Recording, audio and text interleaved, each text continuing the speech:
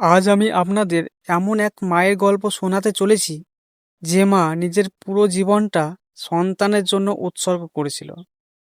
কিন্তু সময়ের সাথে সাথে সেই সন্তানই মায়ের সবচেয়ে বড় কষ্টের কারণ হয়ে দাঁড়ায়।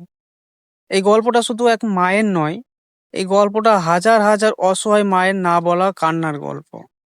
তাই ভিডিওটা শেষ পর্যন্ত অবশ্যই দেখবেন। এক অভাগা মা বৃদ্ধাশ্রমে বসে ভাবছে, খোকা, তুই যখন ছোট ছিলি তখন তোর ছোট্ট আঙুলটা ধরে আমি পুরো পৃথিবীটা ভুলে যেতাম। তোর হাসির শব্দে আমার সকাল সকাল হতো, আর তোর কান্নায় আমার বুকটা কেঁপে উঠতো।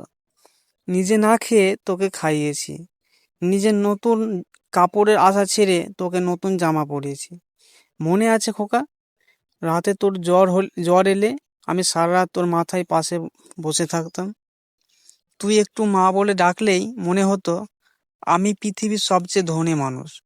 কিন্তু আজ আজ তুই বড় হয়েছিস, নিজের সংসার হয়েছে, নিজের ব্যস্ততা হয়েছে, আর আমি আমি সেই পুরোনো ঘরের এক কোণে পড়ে থাকা একটা পুরোনো জিনিস হয়ে গেছি। তোর কাছে হয়তো এখন আমি বোঝা, কিন্তু জানিস খোকা, মা কখনো সন্তানের উপর রাগ করে না। হাজার কষ্ট পেলেও মায়ের মন শুধু সন্তানের ভালো চায়। আজ অনেক দিন তোর মুখটা দেখি না।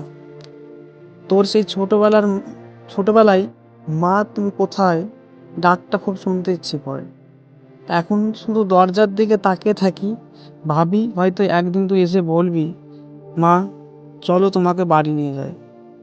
খোকা, যদি কোনোদিন আমার কথা মনে পড়ে, তাহলে একবার শুধু মায়ের কপালে হাত রেখে বলিস, মা আমি এসে গেছি। তাহলে এই অভাগা মায়ের বুকের সব কষ্ট মুছে যাবে। বন্ধুরা, মা বাবা আমাদের জীবনে সেই মানুষ যারা নিজের সুখ বিসর্জন দিয়ে আমাদের হাসি দেখতে চায়। কিন্তু আমরা বড় হওয়ার পর অনেক সময় তাদের সেই ত্যাগটাই ভুলে যায়।